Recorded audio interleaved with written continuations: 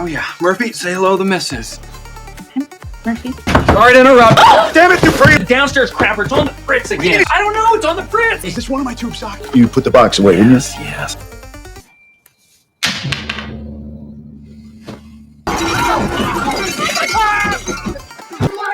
You ruined my life! Come on, I dare you!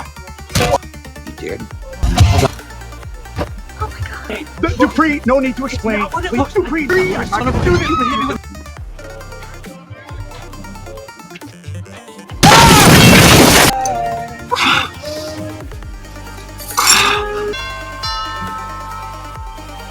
Party, Molly, for the love of God, please. We heard there were some bad boys in there. There were, but they left. Have you ever had a friend that didn't know how to get off the phone? Like every time you try to say bye, they say, oh, and another thing, and another thing. And before you look up, it's been 2 hours and you're still trying to get off the phone. Or what about someone who doesn't know when to leave? Lights out, the chairs are put up, you're starting to sweep, and they're still at the buffet table talking and carrying on. Well, what if that happened in your house? What if your best friend came over when you were a newlywed, a new homeowner, and starting your new life with your new spouse, and your bestie who's held you down through everything just doesn't know when to leave? You, Me, and Dupree, starring Kate Hudson, Owen Wilson, and Matt Dillon. Let's get started.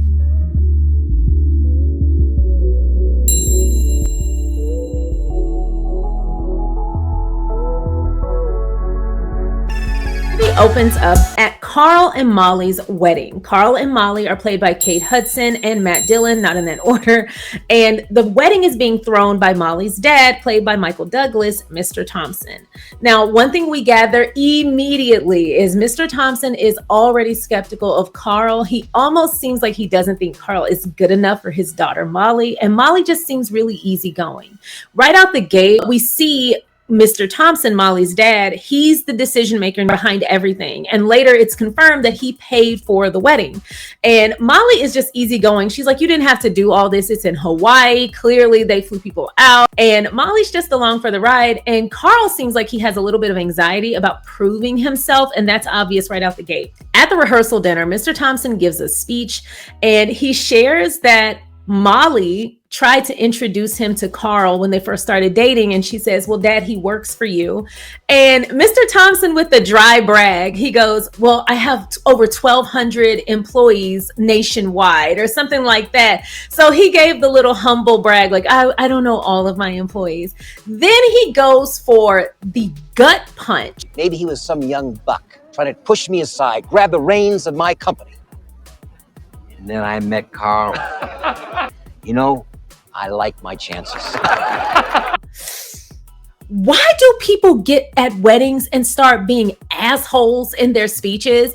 There is something so disgusting to me about airing your grievances or being passive aggressive or even just outright aggressive and rude in a wedding speech or a pre-wedding speech or whatever. If you're there for another couple, just be there to support them. And if you can't be supportive, at least be absent. And RSVP, no, but don't go there and ruin someone's special day because of your personal gripe. How passive aggressive and how cowardly. But anyway, Mr. Thompson just comes off kind of like a bully. Well, prior to this, we saw the grand arrival of Carl's best friend, you guessed it, Dupree, played by Owen Wilson, one of my faves. He actually flies in on a personal plane and he actually ends up at the wrong island. Now, Carl goes to get him because of their mutual friend, Neil, alerts him like, hey, we have a problem. Dupree ended up on the wrong island. They had to drive all the way to another island to pick him up. So they had to go get him and bring him back. But it just kind of goes to show how Dupree does things. Dupree is the best man and he is taking this so seriously. And we also see a little bit about their dynamic with Carl and Dupree and Neil. Neil is kind of off doing his own thing, but Dupree is a real support system for Carl. Carl is the stabilizer and Dupree is the dreamer. And Dupree is clearly struggling with the thought of losing his friend. As a matter of fact, the night before the wedding, they're about to do one of their infamous bar tricks where Dupree is going to light a flame on the bar. And usually Carl is the guy that helps him. But just at the last minute, Carl gets pulled away by his fiance. And it's clearly a sign of things to come. And it does stick out to Dupree, who doesn't want to do the bar trick at all because he realizes It's the end of an era. I'm losing my best friend. We see him and Carl sneak off to have a moment together where they're discussing it. And Carl is like, I'm not dying. Things are just going to change a little bit. And Dupree is full on, no, you have to be a good husband. You have to focus at this time. But don't forget, no matter what her dad says, you are special. There's something special about you. So don't let him get to you. I appreciated Dupree saying this, especially since when Molly's dad was just letting have on Carl at the rehearsal dinner, Dupree was the loudest one laughing. I mean, he was front row and laughing his ass off. I mean, he was laughing so hard. It actually took a second for Mr. Thompson to continue. It's like hold for laughs and it's just Dupree. So that part was really funny, but it also highlighted something that I genuinely dislike. Why do some people wait until they have an audience to just go in on you? Oh, there is nothing worse to me. I feel like that is just so disgusting. If you have a problem with someone, just talk directly to them. But to be passive aggressive and insulting and make jokes at their expense to make other people laugh, in my opinion, that's a cut-offable offense because you could have just talked directly to them. The only thing that kind of gives Mr. Thompson a bit of an out, he wasn't doing this to Molly, which would have been worse. He was ribbing his son-in-law, which in some regard, it's kind of understandable. It's like a few light jokes in the rehearsal dinner speech, which is to be expected. A few light jokes, not insulting his ambition or his ability to be successful. That was below the belt. And I appreciated Dupree circling back to apologize to Carl for laughing. That's what you do as a friend. Actually, what you do as a friend is you don't laugh.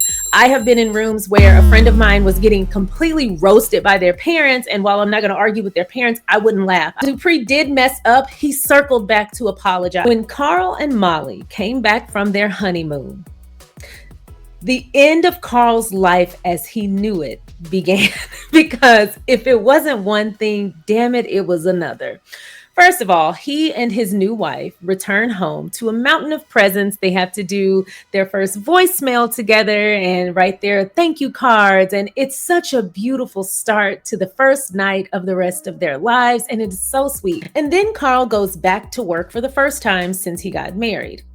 Again, he works for Molly's dad.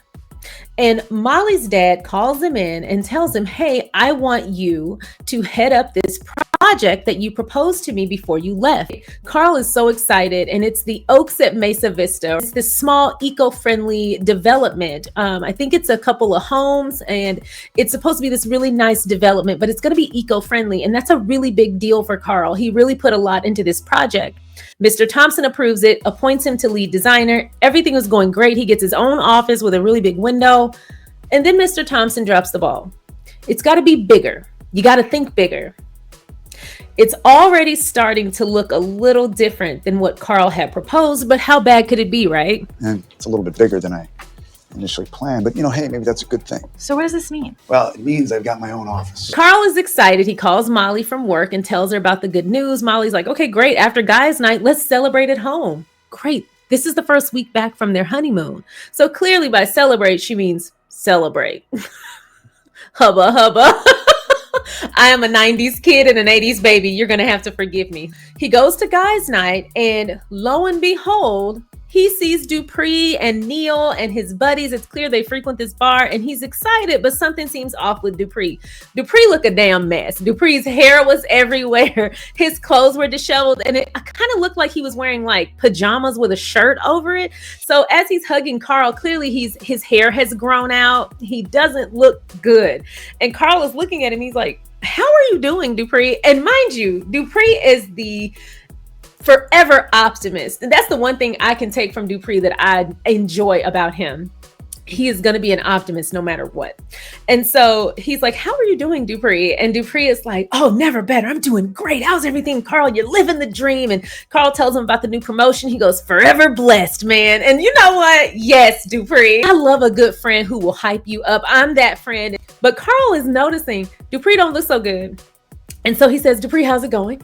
And Dupree goes, well, I kind of ran into some issues. Apparently, the week I took off for your wedding was not approved by my boss. Apparently, he couldn't find the email. Sir, it's impossible to not find an email. It's either in his inbox or his trash or your outbox or your sent. somebody gonna have it. And so there's that. I don't think Dupree asked for a week off. And then apparently the plane, he didn't have authorization to fly the plane that he flew in that landed in the wrong island. Not only that, when he lost his job, obviously he had a little cash flow problem. And so Carl goes, "Oh my God, Dupree, have you been sleeping in your car?" Dupree goes, "Oh, no, I'm not an animal. As a matter of fact, that was a company car. So when I lost my job, I lost my car too, but I'm staying at the bar." And Carl is outraged. Carl is like, "Dupree, you cannot live at the bar." And he was like, "Oh no, it's fine. I got a cot set up in the back." Just as he's saying that, which is already a problem, the bartender comes over, and I'm assuming he's the bar owner. And he's like, "Listen, some of our regulars are complaining. I can't let you have the cot anymore. They don't think it's fair that you get to sleep in the bar and they don't. First of all, they probably have a home to go back to." And I wish that the owner had been like, "Listen, he's only here temporarily because he's fallen on hard times. And if you ever fall on hard times, God forbid, I will be here for you." But no, he did not have Dupree's back. And something tells me he was kind of glad that complaint came in, because he was quick to push out Dupree. If I had been that bartender, I would have been like, "Y'all are regulars, yes. But also, if you ever fell on hard times, I will be here for you, just like we're all going to be here for Dupree." Okay. But anyway, he didn't do that. Carl witnesses Dupree become homeless. Carl is at a crossroads here, and I actually empathize with Carl. I don't agree with Carl's choice, but I empathize with him. He immediately tells his very good and best friend and his best man, "You're going to come stay with Molly and myself until you get back on your feet." This is Carl and Molly's second night home as a married couple. What Carl should have done was call Molly first. "Hey, Molly, look what I just found out. Dupree's ass is homeless. He got kicked out of a bar." "Oh, he was living in a bar?" "Girl, yes, he was living in a bar because he got kicked out of his apartment because he lost his job because he came to our wedding. What can we do? I'm thinking about inviting him over. Is that okay with you? If not, is there something we can do that we can agree on?" Boom. Now, Molly's easygoing. She likely would have just said exactly what ended up happening. "Bring him here for a couple of nights, but we need a game plan." But Carl invites Dupree anyway, without talking to Molly. Bad move number one. Now, he's a new husband, so I'm going to cut him some slack, but I've been married for 9 years. I've been with my husband for almost 13 in November. No. Never invite someone to your home without talking to your partner, because I don't know if I would have responded so nicely like Molly did, but she's still in the honeymoon phase. And so it's all good. So she was like, okay, he goes home with Dupree, and Dupree did protest. He was like, "No, you're starting your new life. I will figure this out." Dupree is a good friend. Carl was like, "Hell no, you're coming with me." So he takes Dupree and all his things, including his moose head. He takes him home to Molly without giving Molly a heads up. Cell phones exist, Carl. Or as I should say, Rick Grimes, Quarrel. Cell phones exist, Quarrel. Molly's cool with it. She's like, at first she's like, "You asked Dupree to stay here as anyone would." And he was like, "Not forever, just for a little while." So she's like, okay. She's such a freaking team player. So they go downstairs, they welcome Dupree, they get some boundaries established. Like, "Yes, we're going to let you stay here temporarily. We want to see you do well. Let us know if you need anything. We're going to go upstairs." Not only does he start to make off-color comments about what they're going upstairs to do as newlyweds, he lets them know that he's in full support of it. I'm sure that helped them to sleep better. Next morning, Dupree is in all his glory on their couch. Do you know how Dupree's ass would have been on the lawn sleeping on my couch naked? Now listen, I know that there are people who love being nude at home. You don't do that at other people's house, not only for their comfort, which you should be the ultimate house guest when someone is giving you the space in their home under their roof because they don't have to, but also for your comfort. You cool just being assed out? And thankfully when they walked downstairs, he happened to be sleeping on his stomach. But what if? That was weird. It's saying a lot about Dupree and why the bartender wanted his ass off that cot. Because if he was doing that at their house, I'm pretty sure in the privacy of a room in the back, he was doing the same thing. I don't put much past Dupree. Carl goes to work, and it's time to start surveying the area so that his Oaks at Mesa Vista project can get started. Carl was like, "This is not supposed to be this big." Like, this is not what I proposed. And Mr. Thompson is again like, "Think bigger. You got to take care of my little girl." I kind of understand the dad on that, but also there's a way to go about it, and he wasn't going about it in the right way. He was completely undermining Carl on his own project. And yes, he's his boss, but one of the best things you can do as a manager or as a boss is empower your employees to be independent thinkers and to take initiative and to really move forward with ownership in whatever they do. And if they need course correction, then guide them back onto course, but you let them have it, let them blaze the trail, and you'll see such excellence come from them. Now we're kind of getting an idea of why he's been promoting Carl. It's not so much that he wants Molly to be taken care of, which that is also true. He asks Carl, has he considered letting Molly keep her name Thompson and not changing her name to Carl? Now, Carl is like, I don't think Molly's going to go for that, but it's extremely important to me that we have the same name. And also, what if we have kids? The kids are going to take the father's name. And Mr. Thompson goes, are y'all having kids? Now, Mr. Thompson, they're married, so probably. And so Carl is like, not yet, but it might happen at some point. I want my kids to have my name. You just said names are important. And he goes, yeah, but I don't have any sons and I want my name to live on. He goes, well, how about a hyphenate?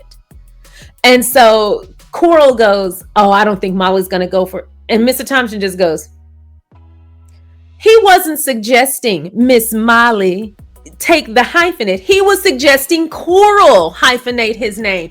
He suggested that Carl hyphenate his name to his wife's maiden name as well. Just talk to Molly herself about having a hyphenate. And if she says no, then your name is on your business. Your name will be here forever. Do enough to get a street named after you. Then you'll never have to worry about Thompson going anywhere.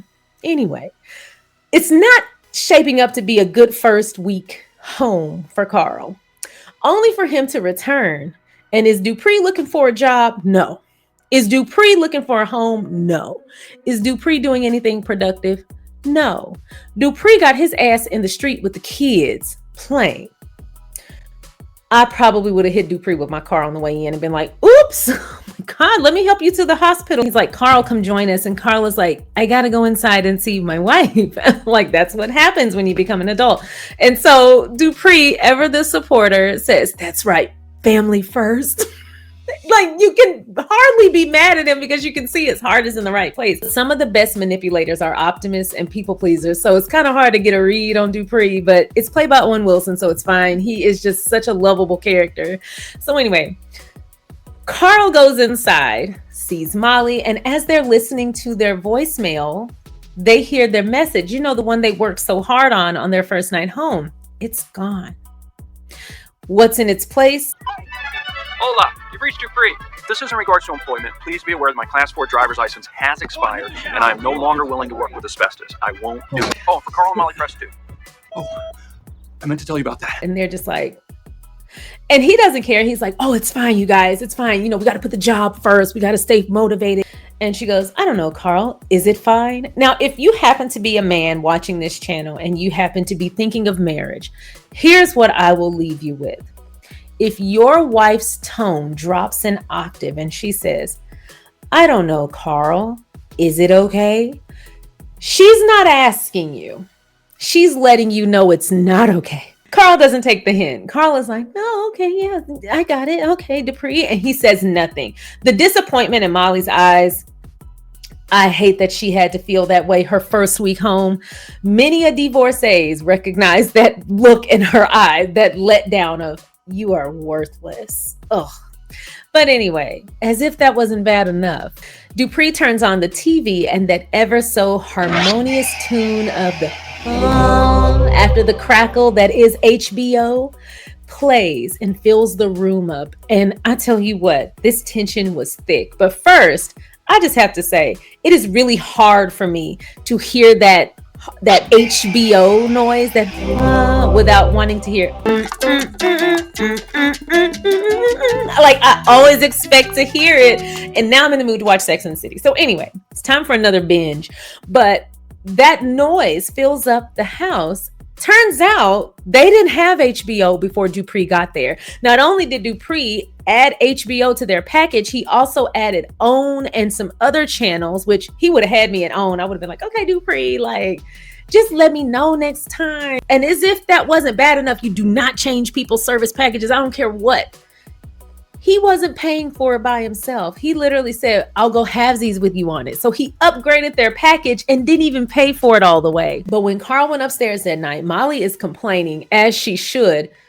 Carl is all into The Sopranos. And where is The Sopranos housed? On HBO. He's obsessed. And this show is now making him ignore Molly. Dupree is ruining their marriage.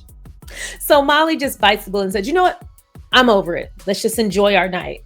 And they're about to get hot and heavy and pretty steamy. And just as things are about to pop off and Carl is about to pop up, who pops up instead? Sorry to interrupt. Oh, Damn it, Dupree, what is emergency. it? It's on the fritz. I don't know. It's on the fritz. Doesn't knock, busts in their room and runs into their main bathroom.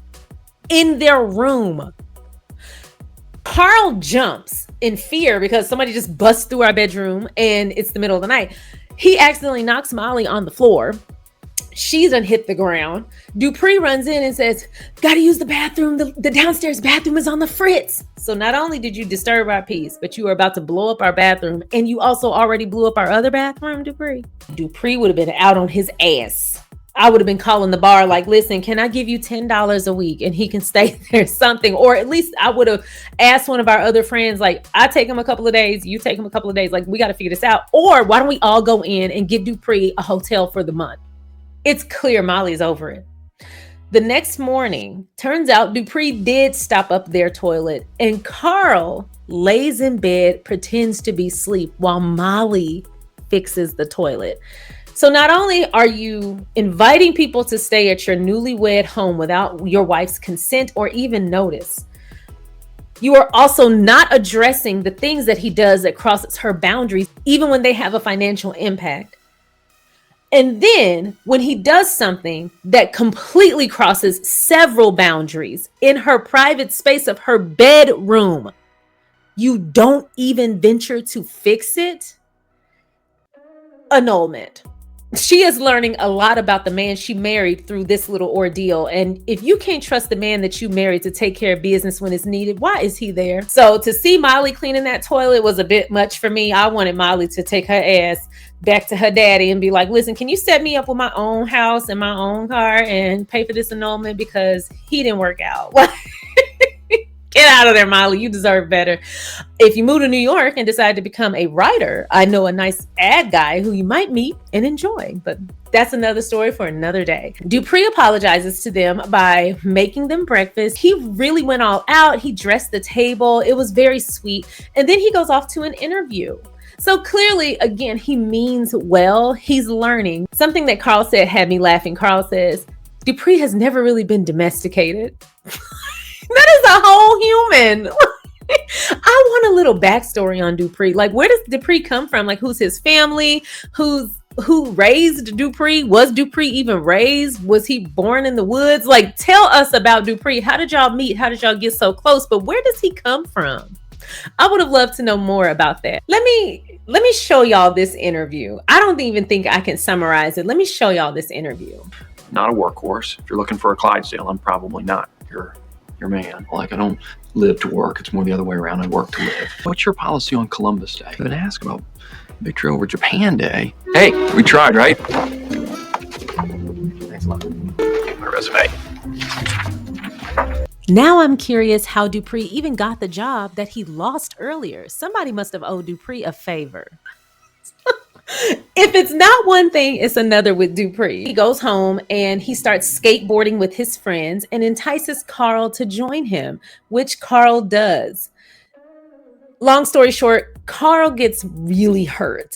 And as Molly is nursing him back to health, he seems completely oblivious to the fact that that was such a dumb decision. Like, he hit his head, Dupree hit his head, they just looked a mess and they were happy. It felt like they had that old thing back as friends.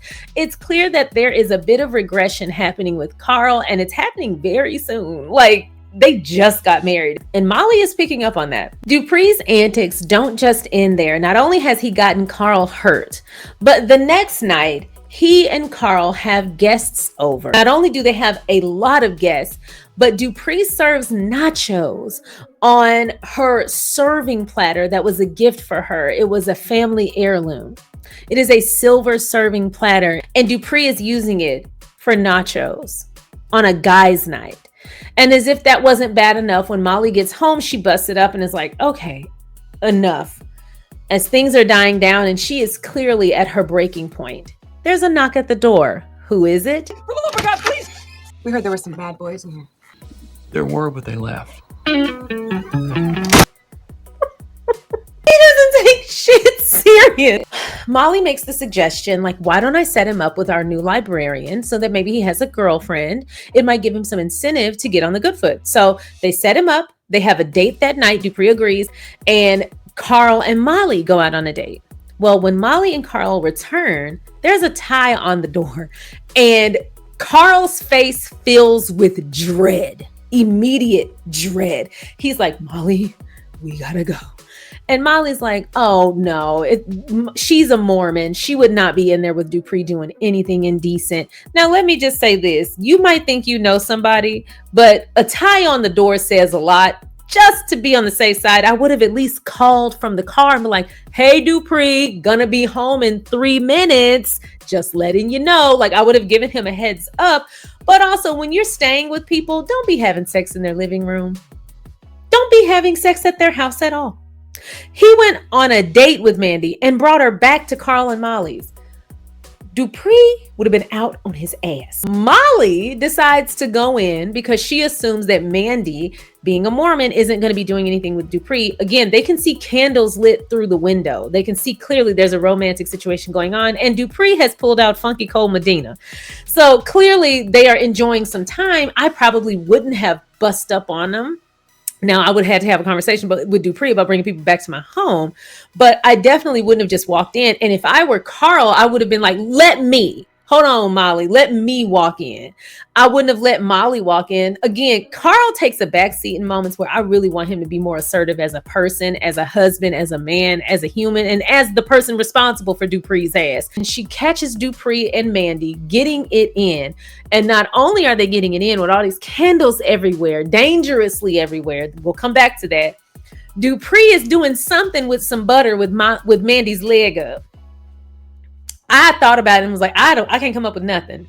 Dupree stumped me. I don't know what they were doing, but the butter was on Molly and Carl's butter dish. That was a wedding gift. It's a silver butter dish. He is destroying all of their silver, by the way. It is driving me insane, but he's using their personal items that they use with their food during his sexcapades. I can't say that I would not have shot Dupree. And as they're running to the car to get away so that Dupree can finish doing what he's doing, because they obviously don't want to walk in on this, Dupree runs out butt ass naked. And the way that Molly points like, get it! Oh. Dupree is a mess. His hair is all over the place. Whatever they were doing with that butter was clearly very sticky because Dupree's hair was stuck straight up like a psychopath. And he runs out with their pillows from their couch on his genitalia.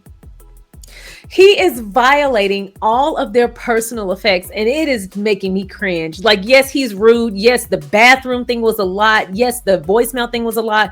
But the way he sleeps on their couch naked, the way that he puts their pillows on his penis, the way that he served nachos on their silver tray, the way that he had sex with their butter dish, like, there are so little boundaries that he's doing sexual and bodily fluid things with their personal things that they use for food and comfort.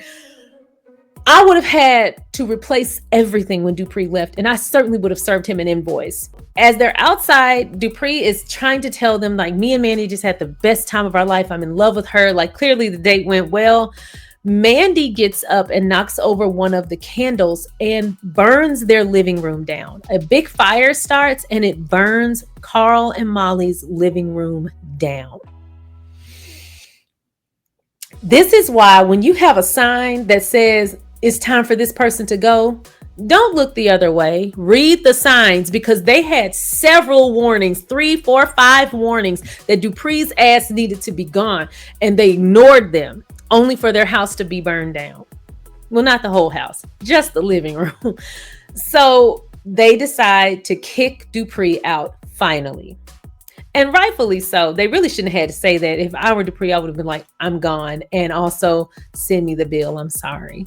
And I would have had to do whatever I had to do to pay that bill. I would have had to take 5-6 jobs, but I certainly wouldn't have had that on my conscience, not taking care of them people's stuff. Now, of course, they have insurance, so I'm sure it was taken care of, but still, Dupree. And also, with all the things that Dupree was doing on all their personal belongings, is it really the worst thing that it burned down? Because I would have burned that couch when Dupree left. I would have burned those pillows when Dupree left. I damn sure would have burned that butter dish and that silver tray. I would have burned everything that Dupree touched because Dupree is nasty. And so he just covered it for him. He incinerated all of his germs. Carl's Mesa Vista project has now been expanded even more. It's now this huge residential project, way bigger. And to my knowledge, it's no longer eco-friendly. Now they're just going for the money grab. And it's everything Carl didn't want.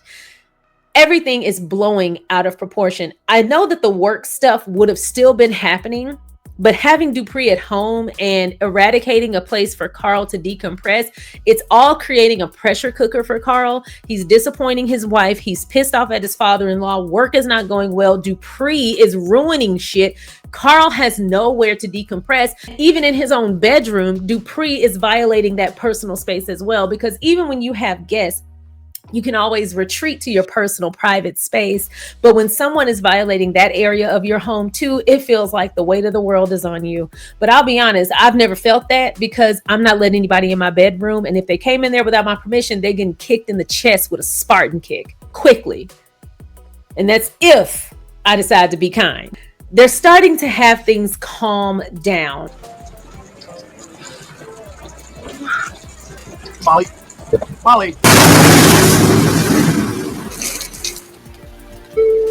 Carl! I'm coming! Molly, again, being the ultimate wife, brings Dupree back. They nurse Dupree back to health. He explains that, he's heartbroken over Mandy. They help Dupree. It's then that Carl realizes he's running out of time to do the thank you notes that he promised Molly he was going to do. And she keeps asking him, do you want my help? And he keeps saying no. That is something that drives me crazy. If you know you can't cover your end of something, don't leave it to be a disaster down the line. Let me know so I can help you. Don't let pride put us both in a bad position. Let me help you. So Carl asks Dupree to write the thank you notes without telling Molly. Then Carl had previously promised to Molly that he would talk at her career day at her school, which is a very big deal and it's getting a lot of attention.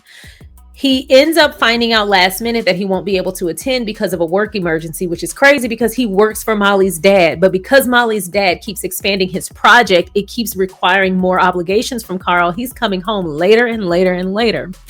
And so he then asks Dupree, who'd also done the thank you notes, could you go talk at the career day for Molly? I can't make it. So Molly has not been given a heads up where she would have been able to pivot. She's waiting on Carl and only Dupree shows up. Now he does an excellent job. He has recently gotten inspired by Lance Armstrong and he is just on it. And he does a great job. But the point isn't that he does a great job. The point is that Carl was supposed to be there and he didn't give his wife a heads up.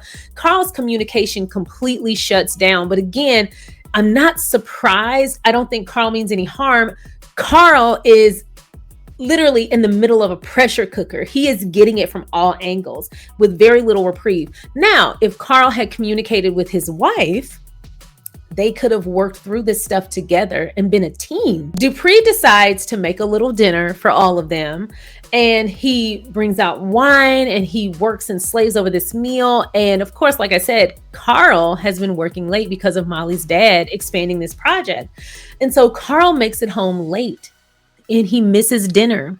And when he walks up, he looks through the window and he sees that Molly and Dupree, who had been waiting for hours, decided to eat and they decided to drink wine and they were just having a really good time. Again, Dupree seems like a good time. He's very laid back. He's carefree.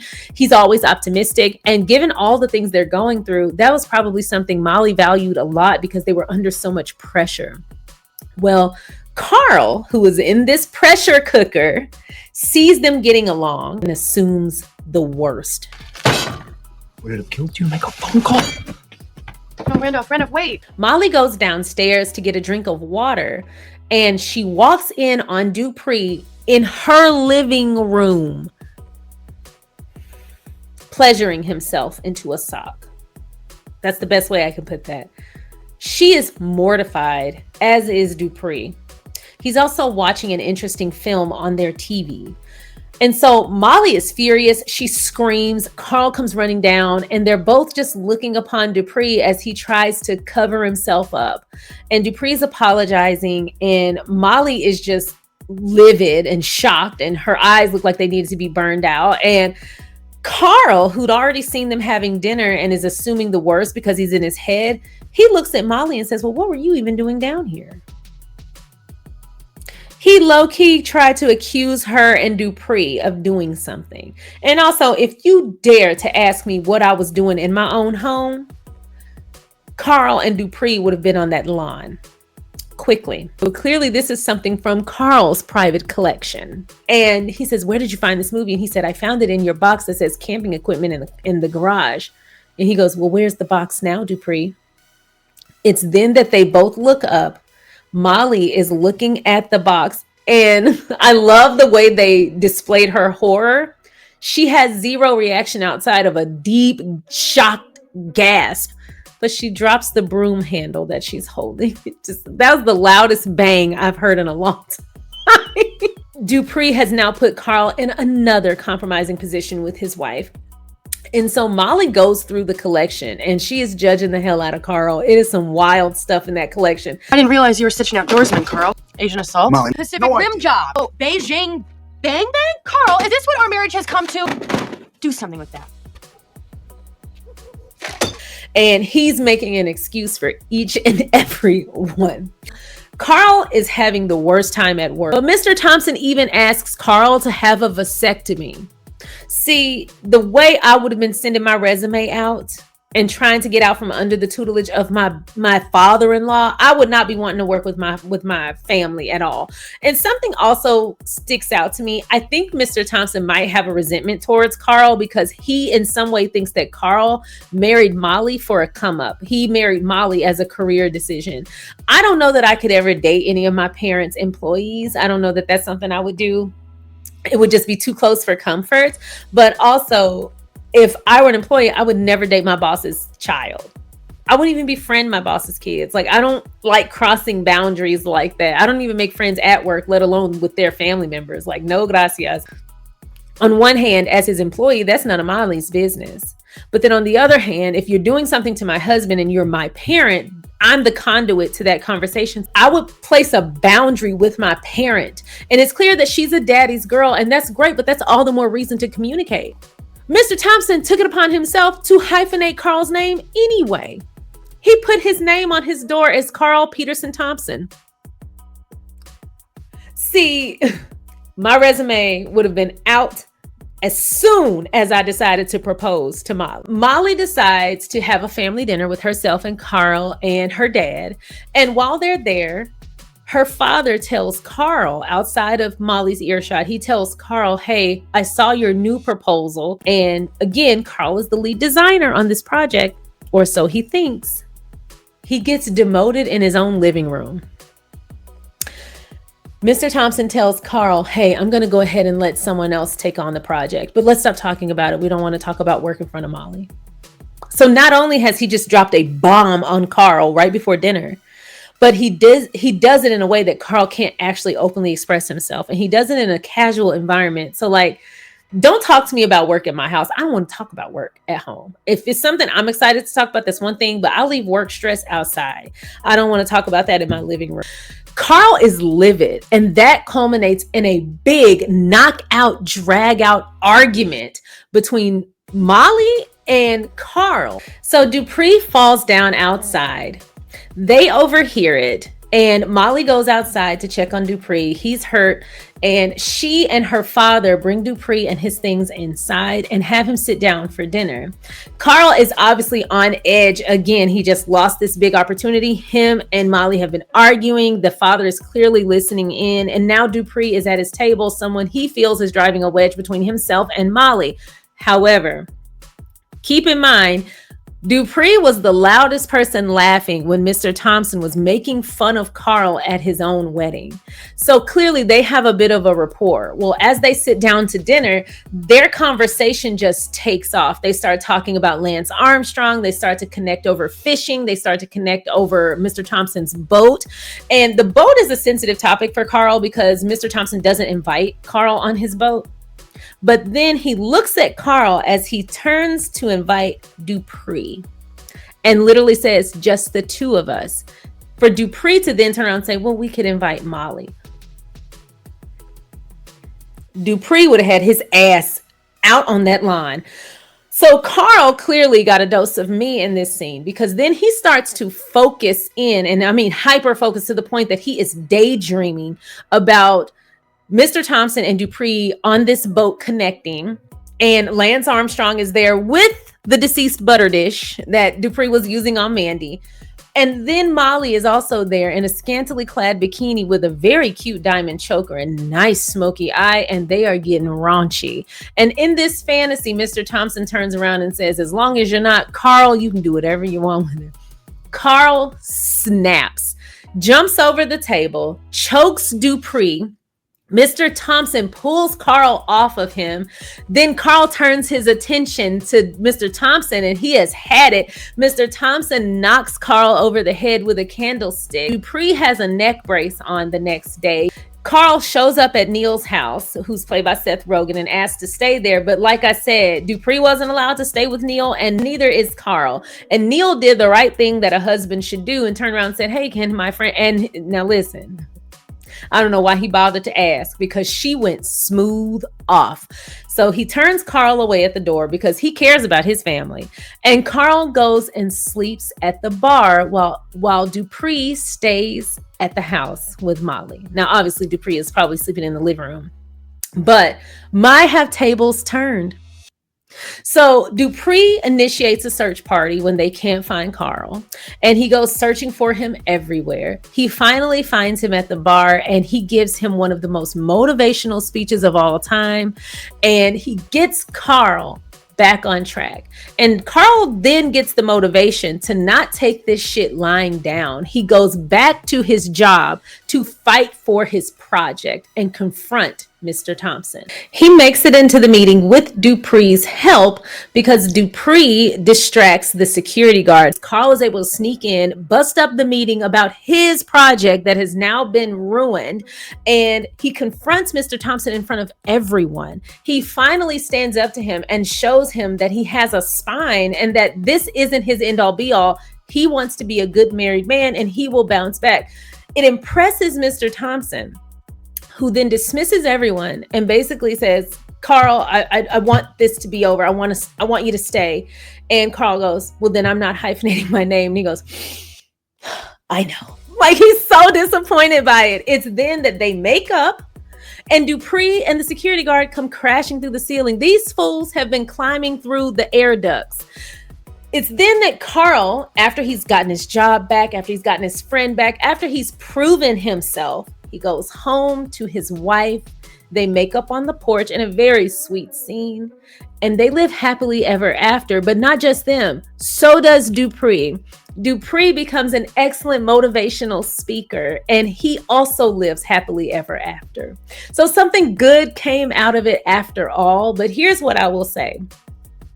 If Carl had spoken up sooner, then we wouldn't have a movie. But if Carl had simply had a backbone and spoken up sooner, none of this would have happened. If he had been very clear with Dupree about the boundaries of the household, a timeline for Dupree to get out there, and if he had been honest and said after the first infraction, hey, Dupree, I'm going to get you a hotel. And you've got 1 month of a hotel on me. Best of luck, friend. Then that wouldn't have ever happened either. There's a way to accomplish all of this without busting up his whole life just to put it back together later. Although he did go through some very integral self-development during that process, and so did Dupree. The person I feel the worst for is Molly. Molly got married and her life went to shit. Poor Molly. She got married and everything went wrong. But I'm glad that everything ended up working out. Now, this movie is iconic because this was the beginning of Kate Hudson and Owen Wilson's relationship. Yes, they dated outside of this movie and they had a very bad breakup, but it didn't work out. They both moved on. Great. Matt Dillon did a wonderful job in this movie. He is so good at internalized rage. It's scary because in a lot of his scenes that were more emotionally driven, he didn't give a lot of dialogue. He simply had reactions and he didn't have these overly dramatic reactions most of the time. Most of the time, he had these internalized reactions that we had to rely on him to use his facial expressions and his body to express because he wasn't able to verbalize them. So we saw him building with rage. He used his eyes, he used his face, he turned red, he was shaky. He did an excellent job. Now, Mr. Thompson, I absolutely love Michael Douglas, but he was excellent in this as just the pure antagonist that he was. Now, should he have been a lot better as a father-in-law? Of course. Do I love him as a father-in-law in this movie? Yes. If I had a father-in-law like this or a mother-in-law like this, I don't know that I would have made it to the point of marriage because I'm sure I would have seen those traits long before we got engaged. And I'm not putting up with stress for the rest of my life. But I'm glad they were able to find common ground. But I do feel like for some of those issues, Molly should have intervened. The same way for a lot of the stuff with Dupree, I was about to say Matt Dillon, a lot of the stuff with Dupree, Carl should have intervened. They should have made sure that whatever they brought into their world, they were managing. But that was a lesson for newlyweds. Now, I don't know that I've seen newlyweds have so many lessons so quickly and so many big lessons in so many dramatic ways. But here we are. This is an excellent movie. I really enjoyed it. For some of that stuff, it would have never gotten as bad as it got because the moment I heard my voicemail and Dupree had changed my voicemail, Dupree would have been out on his ass. When Dupree bust into my bathroom, Dupree would have been packing up. As soon as I heard that toilet flush, I would have been handing him his moose head and kicking him out that second story window. I don't love anybody enough to use my private bathroom. I don't love anyone that much. So I'm sorry, let alone with me in the room. Oh my gosh, no thanks. So anyway, that's all I have for you guys today. I hope you enjoyed today's recap. I'm interested in hearing your thoughts below. So please don't forget to leave me a comment. If you haven't already, please don't forget to like, subscribe, and share, and I will see y'all next time.